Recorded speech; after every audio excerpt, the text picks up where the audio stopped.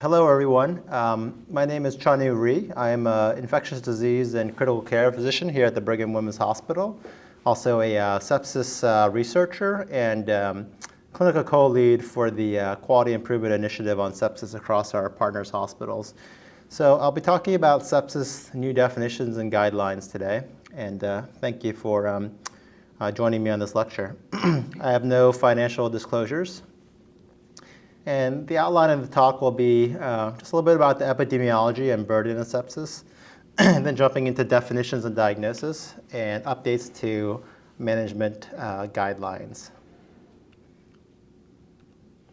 So why all the fuss about sepsis? I feel like this is all over not only the medical literature, but also the lay media. And I think a lot of the fuss is really because of the increasing recognition of the great burden of sepsis in this country and globally. So just in the US alone, the estimates are that there's more than 1 million cases of sepsis per year, the leading cause of death in the ICU, the most expensive condition treated in hospitals, and may contribute to a third or even half of all hospital deaths. And even patients that survive are not out of the woods. They're at high risk for more episodes of sepsis, readmissions, and overall decline in quality of life. So while I think that the medical profession has long realized what a problem sepsis is, the public attention is really, I think, increasing in the past couple of years. And one event that really helped to catalyze this attention was really the tragic death of a 12-year-old boy back in 2012 in New York City who basically died of septic shock. And unfortunately, the symptoms were not initially recognized by the pediatrician or the emergency room where the patient was seen. Essentially, the patient had symptoms of basically what they diagnosed as gastroenteritis. The emergency room missed extreme leukocytosis and band count greater than 50%, sent the patient home, and he returned a couple of days later in fluid septic shock. That seemed to result from a scrape to his elbow or his knee from playing basketball. And in any case, this was a tragic death, obviously. But from this tragedy arose some good in the sense that the family embarked on a nationwide campaign to try to raise awareness of sepsis and prevent as many deaths as they could. And they established the Rory Staunton Foundation, named after the boy who died. And so this really ushered in a new era of policy initiatives for sepsis. So because of this, the New York State Governor Cuomo mandated sepsis protocols be implemented in all of the hospitals in the state. And this was called Roy's Regulations after the boy. And this has been followed by public reporting and benchmarking for protocol adherence. And now similar measures are being implemented nationwide. Probably most of you are aware that the CMS sepsis measure, the SEP1 measure, took effect now in October 2015, currently a pay-for-reporting measure where hospitals need to report their compliance with the 3 and 6 hours bundles for bundles of care for patients diagnosed with sepsis. And we'll go over those bundles a little bit later in this lecture. So with that in mind about the epidemiology and the burden and the regulations now, let's shift into talking about what really is sepsis. It's been described for more than 2,000 years. It clearly refers to a bad infection. That's probably the simplest way to explain it. But I think a lot of us still struggle to really define it. And certainly we can point to some very obvious cases like a patient with meningococcemia or fulminant gram-negative bacteremia. But really those are a minority of cases. To highlight this point and the difficulty in diagnosing sepsis, just want to point out a study that I and my colleagues did a couple years ago where we distributed case vignettes of patients with suspected or confirmed infection and possible organ dysfunction to nearly 100 academic intensivists around the country. This is before the new Sepsis 3 definitions, but we asked the respondents to classify the cases whether they thought it was SIRS, sepsis, severe sepsis, septic shock, or none of the above.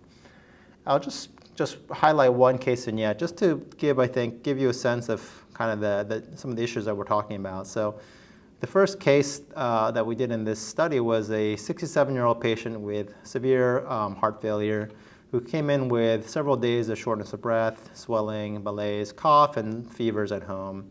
Had a low-grade temperature in the emergency room, rapid atrial fibrillation, hypotensive with signs of volume overload, labs showing elevated white blood cell count, lactate, and acute kidney injury. And a chest X-ray was in pulmonary edema and kind of this classic possible infiltrate clinical correlation advised.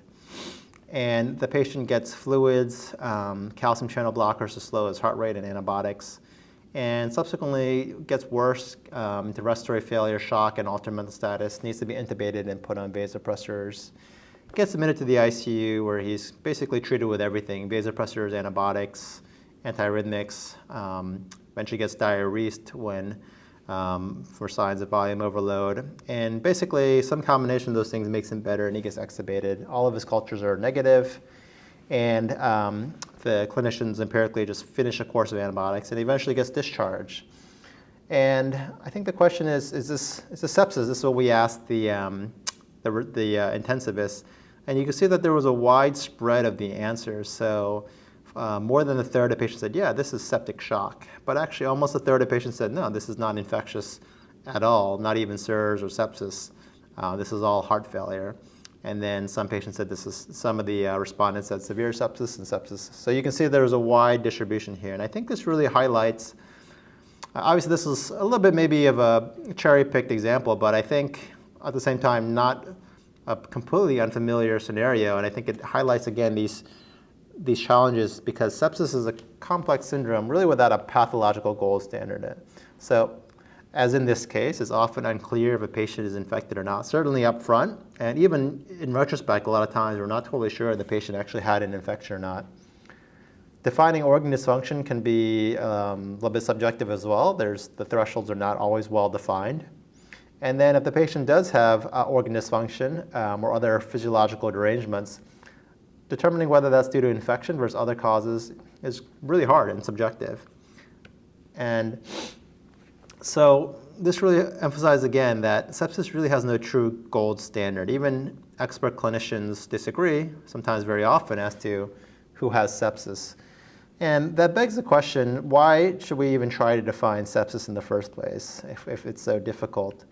And I think with those caveats in mind, I would posit that the definitions are really clinical criteria that are meant to aid clinicians. So the purpose being that if we call a patient as sepsis rather than pneumonia or urinary tract infection, it really helps to identify the patients who are at a high risk of having bad outcomes, in whom early and timely interventions can improve outcomes. I think that's really the crux of labeling patients as having sepsis. I think certainly there's other benefits to defining sepsis in terms of understanding its epidemiology, tracking outcomes and quality of care, as is trying to be done with the CMS SEP measure, and of course defining criteria for clinical studies. But I think, again, I would argue that trying to help clinicians at the bedside is really the primary goal.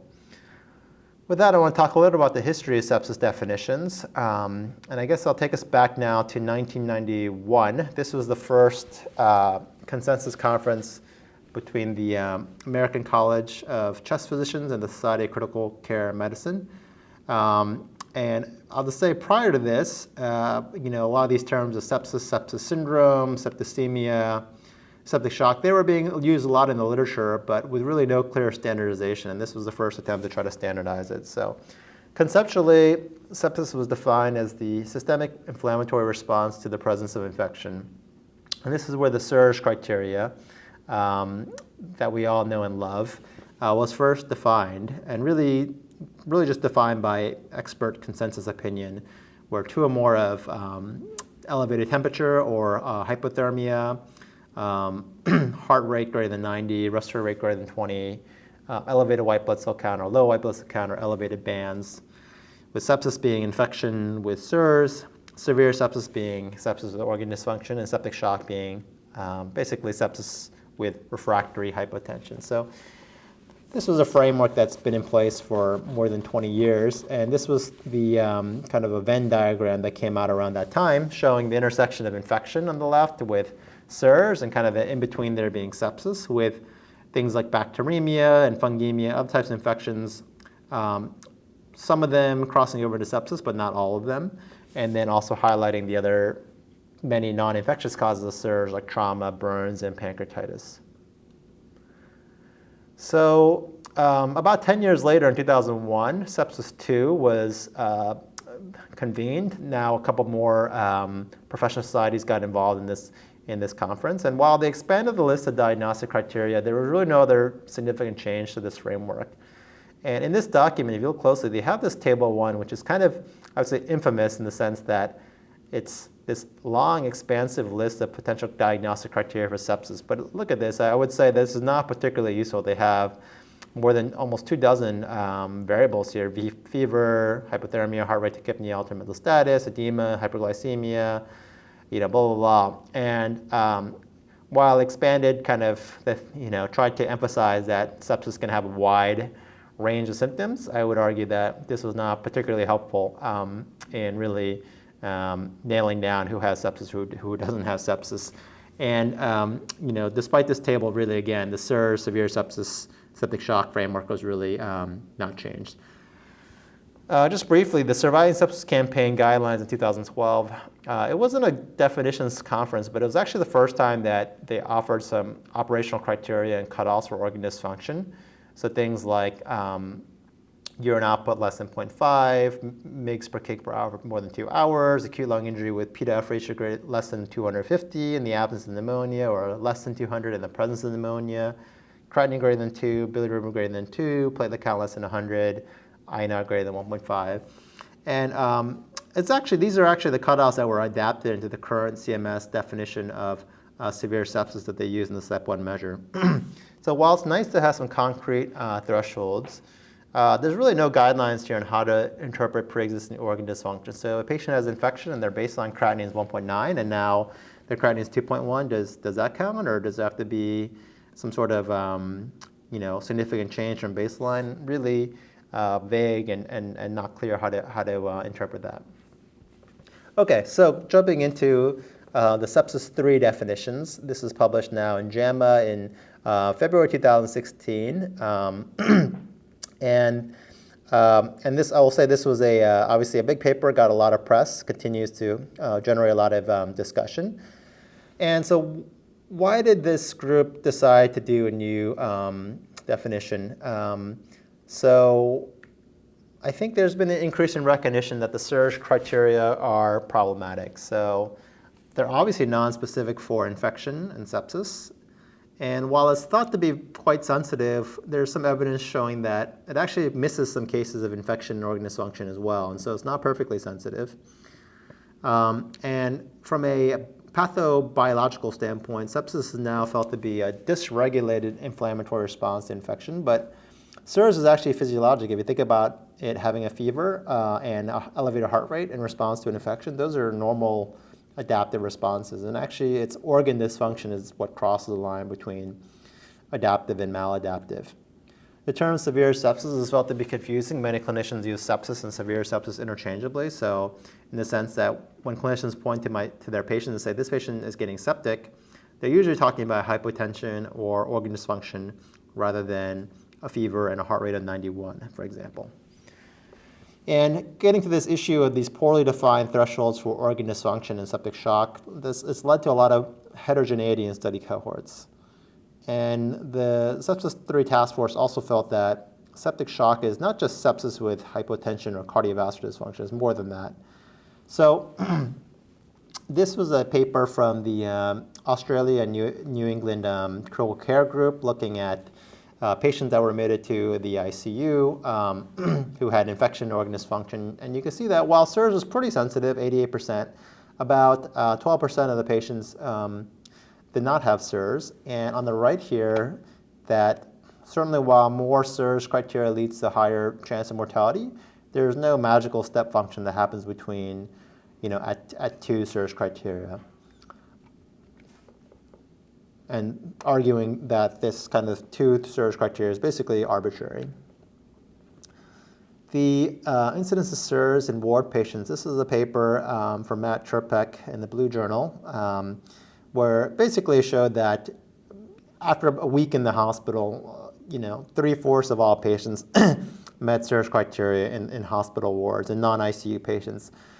and really emphasizing that SIRS is so prevalent that its utility as kind of a screening tool for sepsis is limited because of that.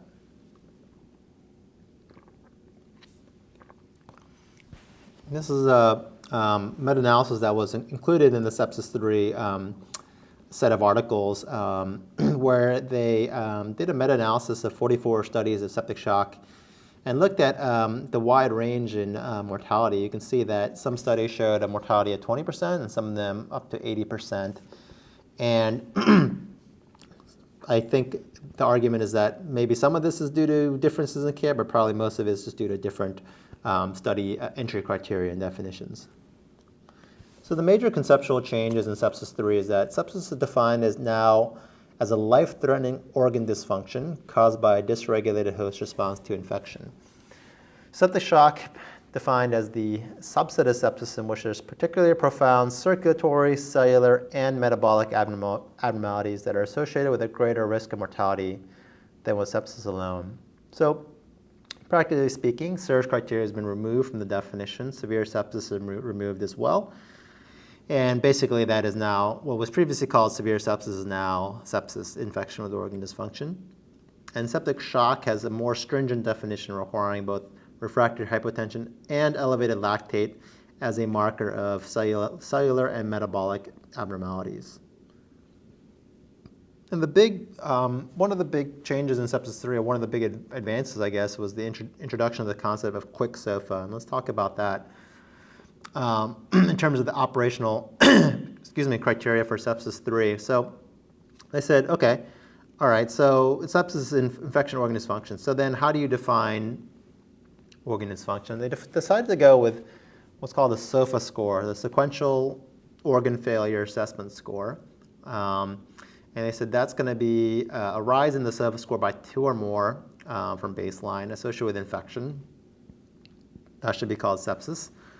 And this quick SOFA was introduced as two or more of the 3 criteria being respiratory rate greater than 22, altered mental status, and systolic blood pressure less than 100. And septic shock being infection plus vasopressor-dependent hypotension plus lactate greater than 2 in the absence of hypovolemia. So the SOFA score was created really by expert consensus opinion in 1996. And it defines organ dysfunction in 6 domains. So respiratory with the P-to-F ratio, coagulation with the platelets, liver with bilirubin, cardiovascular with the blood pressure, mental status neurological dysfunction through the Glasgow Coma Scale, and renal dysfunction through creatinine and or urine output. And you can see that each of them you can get 0 to 4 points, so a maximum of 24 points on the SOFA score.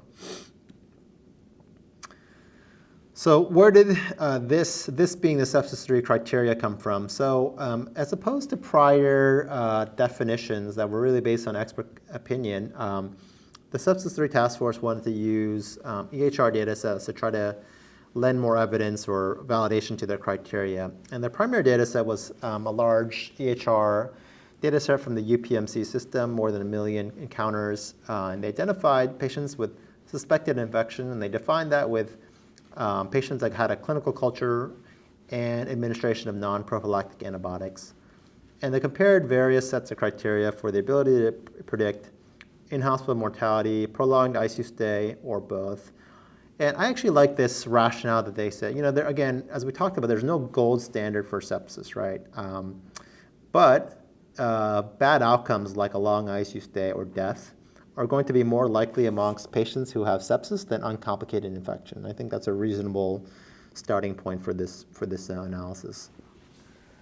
So they took 21 bedside and laboratory criteria from Sepsis 2. You recall that table, that infamous table 1 I showed you with almost 24 various signs and symptoms, and they took as many of those as they could operationalize into a multivariate electronic analysis to try to identify parsimonious criteria that had good predictive ability for either death or prolonged ICU stay amongst the patients with suspected infection. And they found that hypotension less than 100, respiratory rate greater than 22, or Glasgow Coma Scale 13 or less performed as well as and more complicated models, basically, And even when you recoded the Glasgow-Coma scale as less than 15, therefore any alteration in mental status, the performance was basically the same. And this was robust to different sensitivity analyses.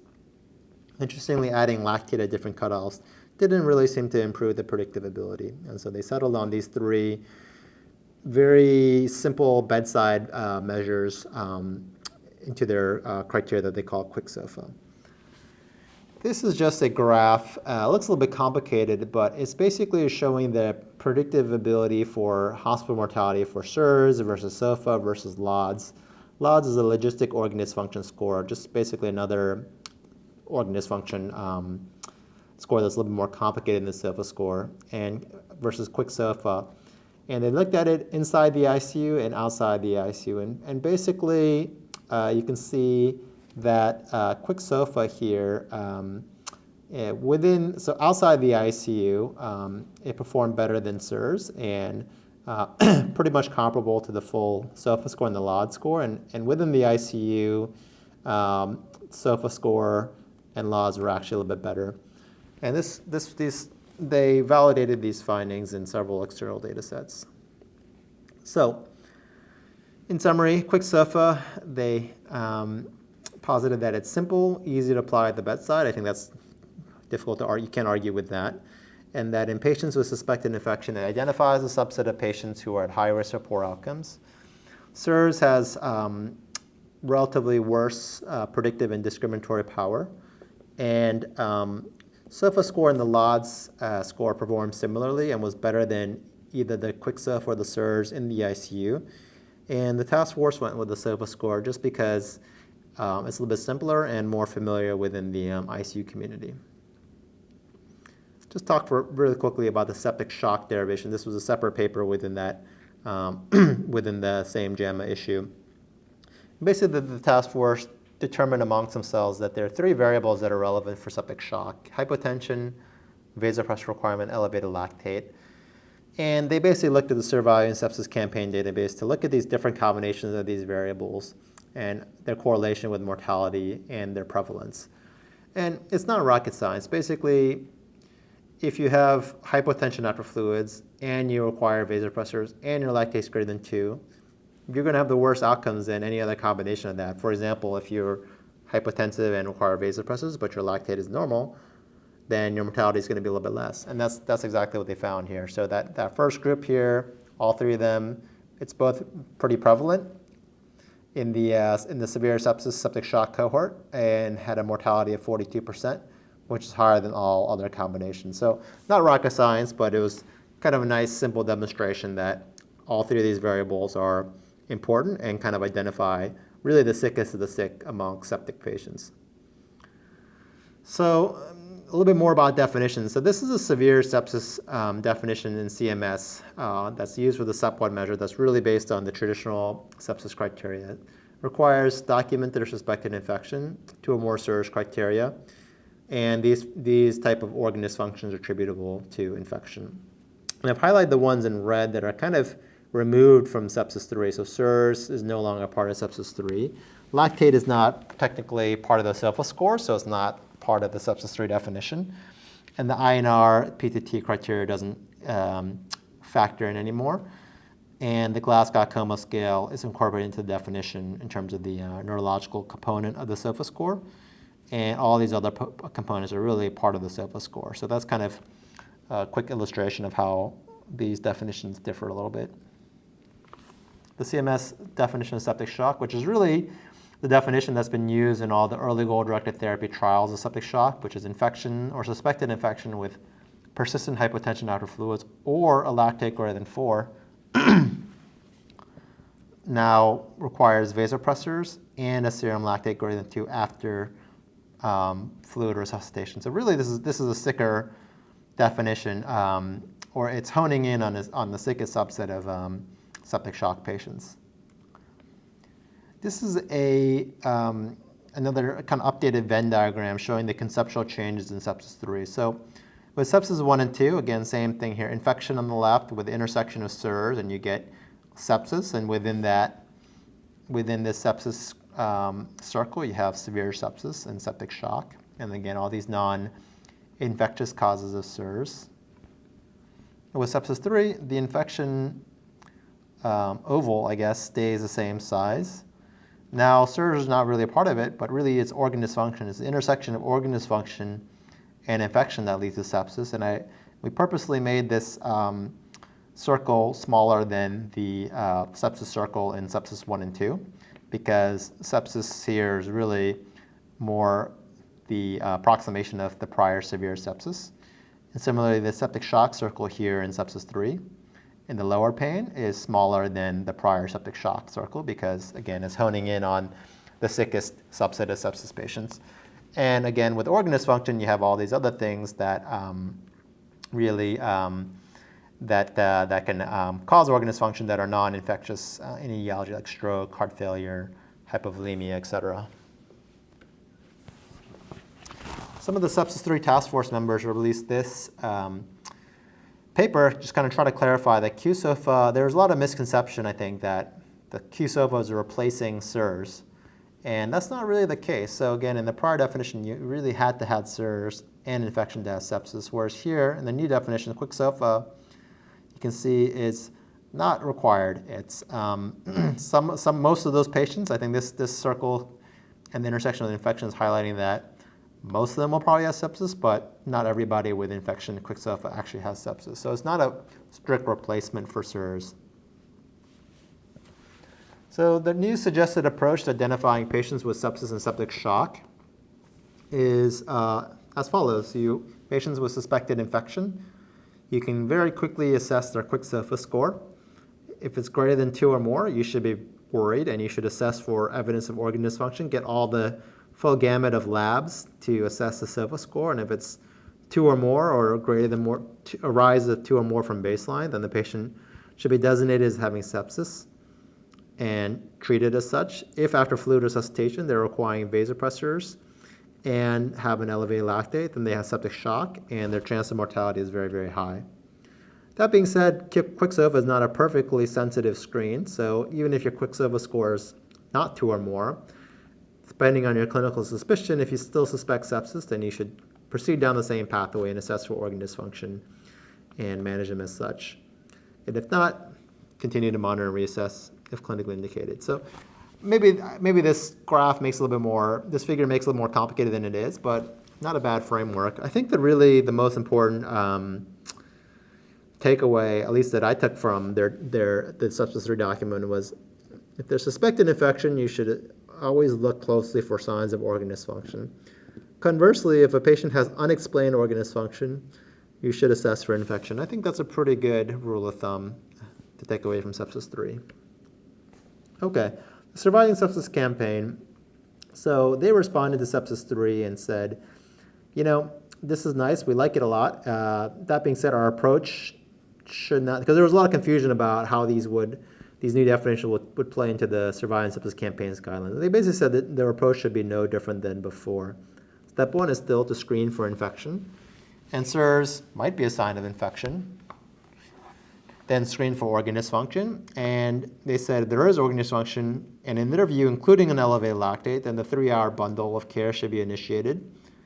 If the QSOFA criteria met, then clinicians should strongly consider closer monitoring. And the patient's hypotensive or have an elevated lactate, then they should get fluid resuscitated with close reassessment of volume responsiveness or tissue perfusion. So basically they're saying, look, these definitions, they seem like a big deal, but the core of the matter is the same. Infection, organ dysfunction, and rapid resuscitation.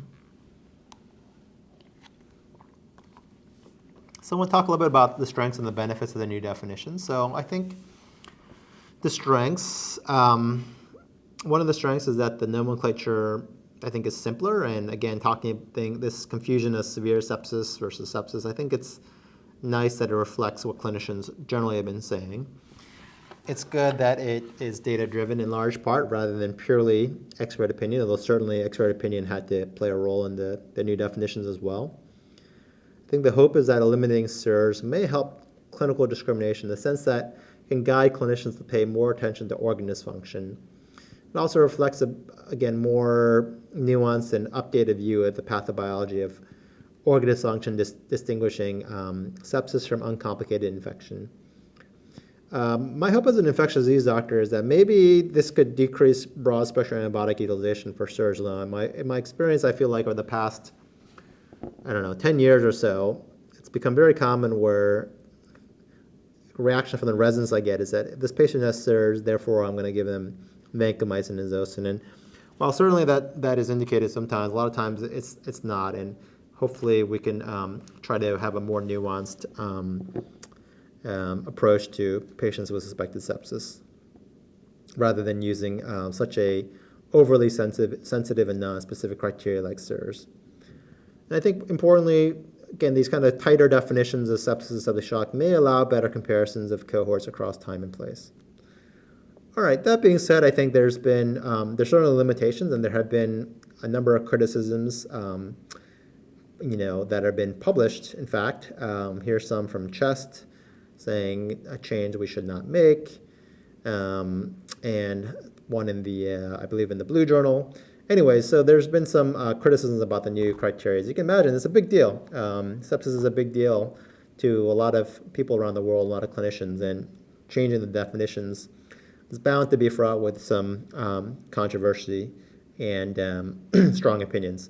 So I think the biggest criticisms really center around the concern that the new definitions, by eliminating SIRS and focusing on organ dysfunction and quick SOFA, we're going to delay early identification and treatment, in the sense that the whole idea of SIRS is to catch them. Yes, it's overly sensitive and not specific, but you capture these patients at an earlier stage before they progress to organ dysfunction. And once you're just focused on quick SOFA and SOFA, those patients are already pretty sick, and you've kind of lost your window of opportunity. So that's one big argument. Another one, I would say, this is kind of my own argument actually, that the new septic shock definition, while it might be helpful for prognostic and epidemiological purposes, I don't think it's actually as helpful for clinical management. So the prior septic shock definition of persistent hypotension after fluids or lactate greater than 4, I thought that had a lot of important immediate clinical implications. So you knew that patient needed to be, for example, fluid resuscitated heavily if they had elevated lactate, or they need to have timely initiation of vasopressors. Whereas the new definition, they're already on vasopressors, they have an elevated lactate. Yeah, they have a very high chance of death, but what else are you really going to do at that point? Or there's less implications for the immediate clinical management. And overall, I think there's been concerns that these changes may reverse decades of quality improvement efforts with the old definitions. The argument has been that, look, we've made progress. Clinicians, hospitals, nurses have learned these old definitions. We've improved outcomes. Why change course now? I think also criticism has been around the SOFA score. It was really initially created for ICU research. And at least myself as a clinician, I don't usually think that much in terms of scores. So trying to calculate a score for every patient that goes from 0 to 24, and something like the SOFA score, which is not easy to memorize, I think that can be problematic from the standpoint of bedside clinicians. And again, the SOFA score was created in 1996, so some of the aspects are outdated, like the vasopressor scoring. There's no mention of vasopressin or neosynephrine. There's an emphasis on dobutamine, which is used less frequently now for sepsis. For the P to F ratios, we're not always getting arterial blood gases on our patients. We're relying a lot more on venous blood gases, for example. And some aspects of the SOFA are ICU specific or not routinely measured, like the Glasgow Coma scale, really not often measured in floor patients. And things like the vasopressor doses or P to F ratios. So that's one limitation. I think the other big limitations are that really there's no guidance on identifying infection. And while they probably wisely stayed away from that, the Sepsis 3 Task Force said, that's such a big topic that we're not even going to go there. That really is oftentimes the biggest challenge in identifying sepsis, right? Trying to figure out if our patients are infected or not.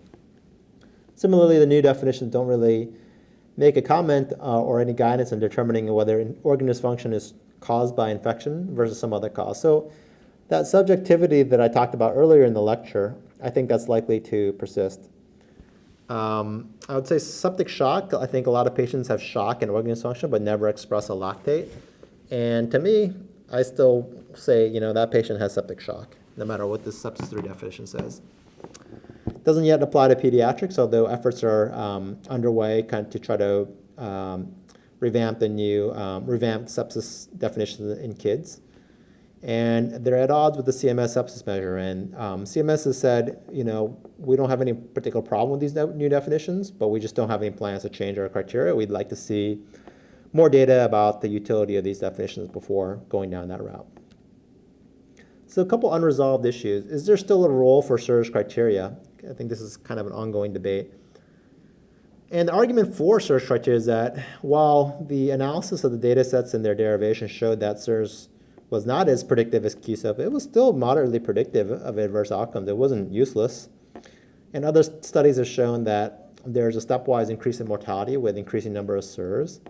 And just having SIRS with infection carries a non-significant mortality rate, 7% or more in some studies.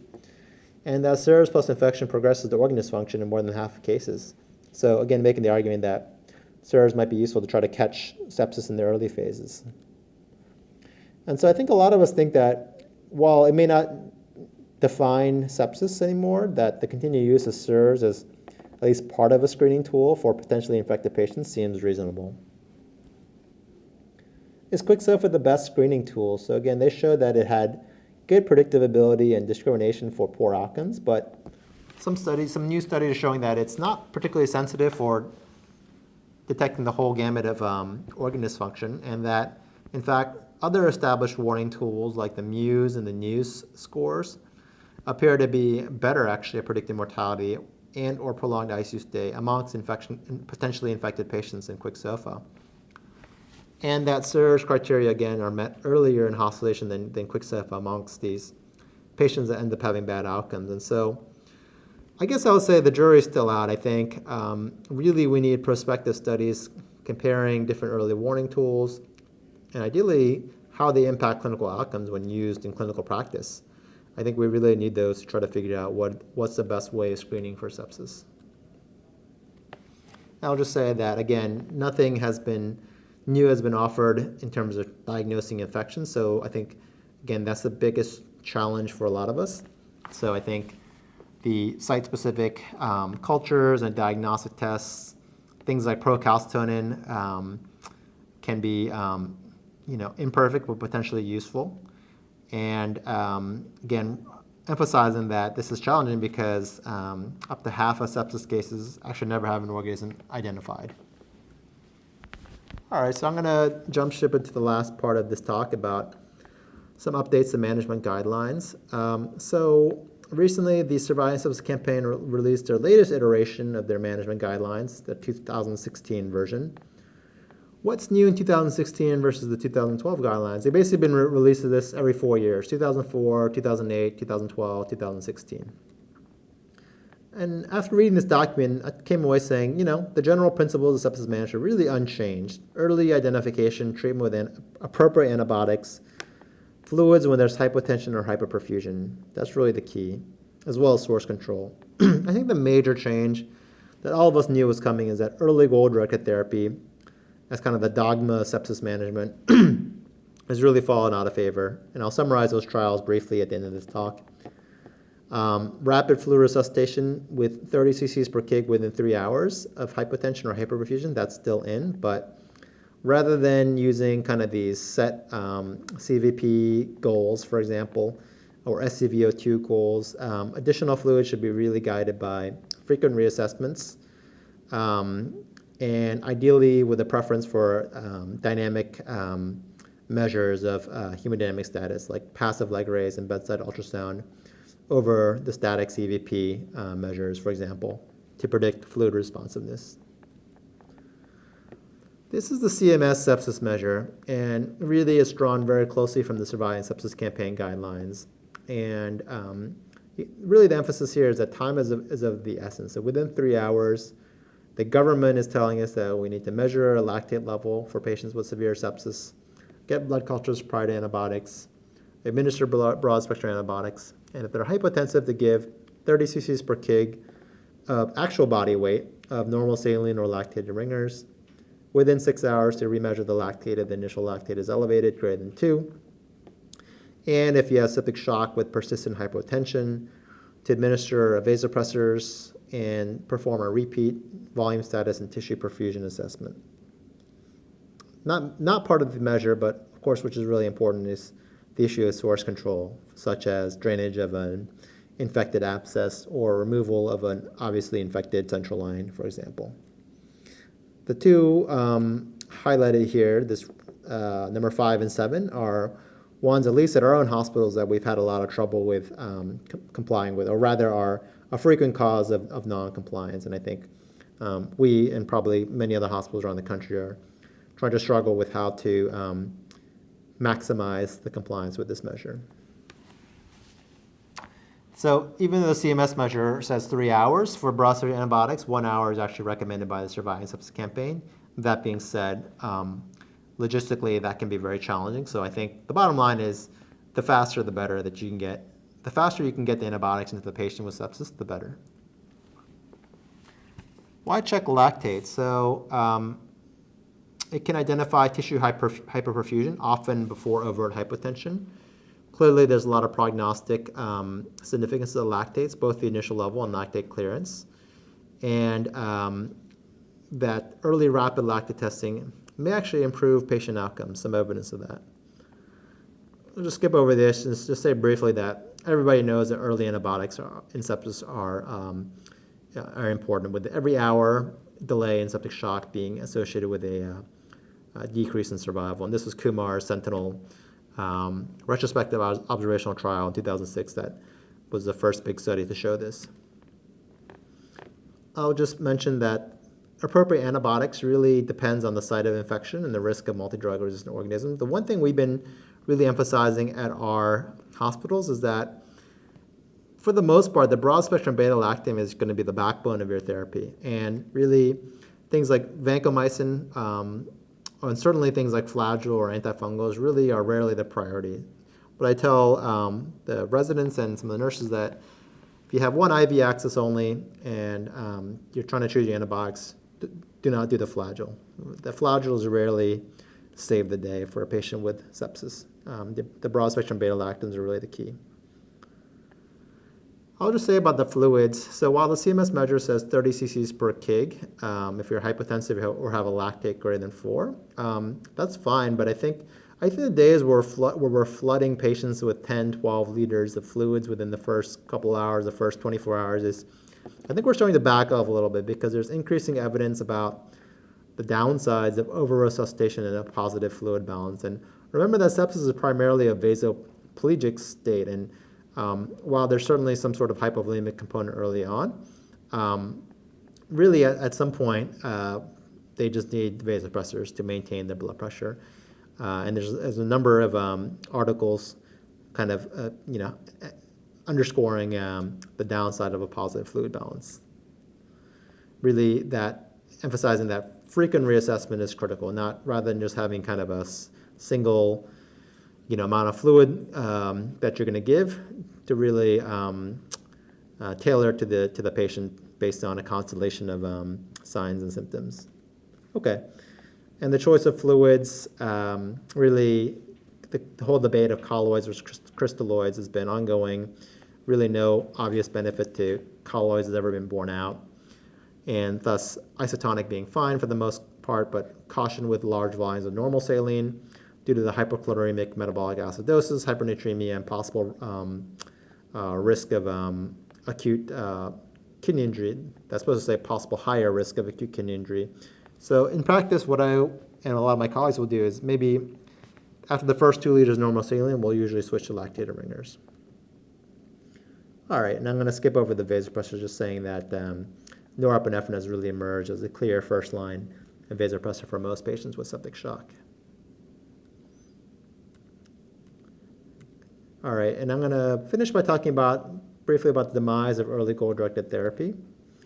Everybody knows Rivers' Sentinel trial in 2001 in the New England Journal of Medicine, where they used this protocol targeting specific CVP goals, MAP goals, SCVO2 goals, with fluids, vasopressors, and transfusions and inotrops if needed, showed a significant mortality reduction. There have always been questions about that study in the sense that it was a single center study, it was relatively small, and unclear which parts of the protocol were really important. And the question came up in the current era, is the entire protocol really still necessary? And I think the answer to that is a resounding no. There's now 3 multinational trials that all showed no difference in outcomes with early goal-directed therapy versus usual care. And I'll just say, why no benefit to early goal-directed therapy? I think theory number 1 was that the original Rivers trial was just a fluke, perhaps. The second theory is that the patients were sicker in the Rivers cohort, but they were even in the sickest subset of patients in the new trial, there was no benefit. And theory number 3, which I really like, is that usual care has improved since the pre-Rivers era. So the Rivers trial really ushered in a new kind of mentality and approach to sepsis, of really kind of aggressive care. And I think this concept of early aggressive therapy is really now ingrained in clinicians. You can see that in the 3 new early goal-directed therapy trials, most of the patients had received antibiotics very quickly, and as well as fluids. And I think really emphasizing that early recognition and treatment with antibiotics and fluids are the key, whereas things like routine CVP and SCVO2 monitoring are not going to be necessary in all patients. Okay, so summary and take-home points. In terms of the epidemiology, sepsis is a major problem, major cause of morbidity and mortality, and I think now, rightfully so, is the focus of national quality measures. But I've tried to emphasize that really accurately tracking sepsis rates and outcomes, in part due to the subjectivity in diagnosing sepsis, is really challenging.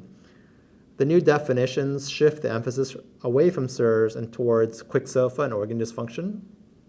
That being said, while there's been a lot of positive press about them, they've also not been universally embraced, and there's concerns about whether these new criteria will actually delay the early identification and treatment of serious infections. And no matter how you define exactly the sepsis criteria, identifying infection is really, I think, the biggest challenge still. And in terms of management, early recognition and appropriate antibiotics and resuscitation are still the key. And however, probably too much fluids may be harmful, and we're kind of shifting away from the massive resuscitation and towards earlier vasopressors, and that's in fact actually what the CMS SEP measure emphasizes as well. And clearly that strict adherence to the early goal-directed therapy is not needed. More of an emphasis now on frequent reassessments using static and preferably dynamic measures of fluid responsiveness. So that's the end of my lecture, but I will conclude with 2, board-style questions to just reinforce some of the concepts that we talked about. So question 1, which of the following is false regarding the new sepsis 3 definitions? A, sepsis-associated organ dysfunction can be quantified by a rise in the SOFA score by 2 or more from baseline. B, septic shock is defined as infection leading to persistent hypotension requiring vasopressors and an elevated lactate of 2 or more, in the after fluid resuscitation is what that should say.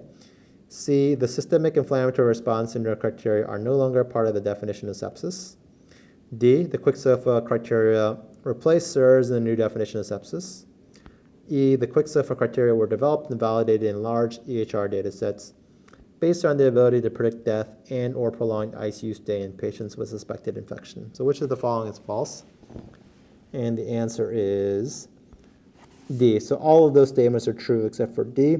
And what I was trying to highlight here again is this misconception from a lot of people that quick SOFA is kind of the new SIRS, and again, that's not true. Quick SOFA was meant to serve as a simple and efficient prompt for patients who are at high risk for adverse outcomes. But unlike the prior SIRS sepsis criteria, not all patients with sepsis will meet quick SOFA criteria, so they're not exactly the same. Their purpose is a little bit different.